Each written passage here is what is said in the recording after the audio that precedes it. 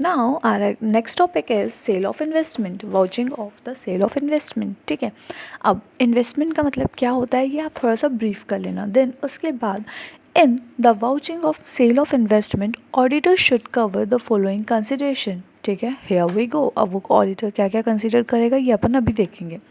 Now auditor should review the internal control over the sale of investment. ठीक है, अब sale of investment, investment sale करने के लिए इंटरनल कंट्रोल ऑडिटर रिव्यू करेगा। कहीं ऐसा तो नहीं जिसका मन आ रहा है वही बेच रहा है, ठीक है, सेल कर रहा है, इस ऐसा नहीं होना चाहिए। एक प्रॉपर इंटरनल कंट्रोल अगर एंटिटी ने लगाया है तो ऑडिटर उसे चेक करेगा, ठीक है, रिव्यू करेगा। Now generally investment are sold through the broker, so auditor should examine the brokers note. Okay, now next one is auditor should examine computation of the amount received on sale as shown in the broker's note, well as net amount received from the broker। ठीक है, broker note में कितना amount as an receive लिखा हुआ है कि cell करने से इतना अमाउंट बन रहा है, और ब्रोकर से कितना अमाउंट एक्चुअल में रिसीव हुआ है, ऑडिटर ये एग्जामिन करेगा। ठीक है, अब ऐसा क्यों हो रहा होगा, क्योंकि ऑब्वियस सी बात है ना, अगर ब्रोकर सेल करवा रहा है, ठीक है, तो वो अपना कुछ कमीशन भी तो चार्ज करेगा, फ्री में तो काम करेगा नहीं। तो जब ब्रोकर कुछ कमीशन चार्ज करेगा तो जितना भी अमाउंट आपको देगा वो नेट अमाउंट देगा। तो ऑडिटर ये एग्जामिन करेगा कि ग्रॉस अमाउंट कितना है सेल करने से और नेट अमाउंट कितना रिसीव हो रहा है from the broker. Okay, next one is auditor should examine computation of the profit और loss in the P&L account. Okay, now auditor should examine compliance with the AS13।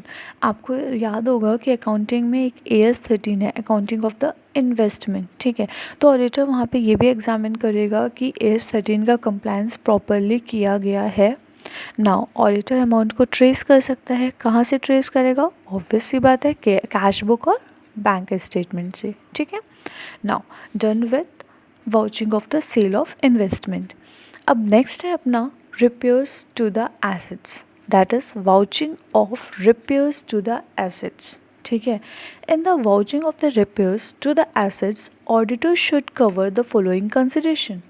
first one is auditor examine करेगा payment को for the repairs with the reference to the estimated submitted by the contractor. ठीक है, now suppose कोई assets, entity ने कोई अपनी assets repair करवाई है, ठीक है, तो वो किसी कॉन्ट्रैक्टर के पास जाके वो रिपेयर करवाया होगा। ठीक है, तो वहाँ के जो भी एस्टिमेट्स हैं, ओके, वो सबमिट किए गए होंगे कॉन्ट्रैक्टर ने। ओके, तो यहाँ पे ऑडिटर एग्जामिन करेगा पहले तो वो जो भी स्टेटमेंट या रेफरेंस सबमिट किया है कॉन्ट्रैक्टर ने उसको, और जो कंपनी ने एज एन अपना पेमेंट शो किया है उसको एग्जामिन करेगा कि दोनों वैरी तो नहीं कर रहे हैं। ठीक है, now auditor should examine receipts issued by the maintenance contractor if any. अगर कोई रिसिप्ट इशू करी है कॉन्ट्रैक्टर ने तो ऑडिटर उसे भी एग्जामिन करेगा। Auditor should trace the payment in the cash book and the bank statement, सब में यही कॉमन पॉइंट है। Now auditor should ensure that repairs are charged to the P&L as an revenue expenditure by checking entry in the repairs account। ठीक है, अब यहाँ पे एक पॉइंट हिट करता है, ये है कि जो रिपेयर्स हैं ये दो तरह के होते हैं। पहले तो रिपेयर्स होते हैं नॉर्मल वाले, ठीक है, लाइक अगर कुछ ख़राब हुआ तो रिपेयर कर दिया, ऐसा वाला। ठीक है, और कुछ ऐसे रिपेयर्स होते हैं जिनकी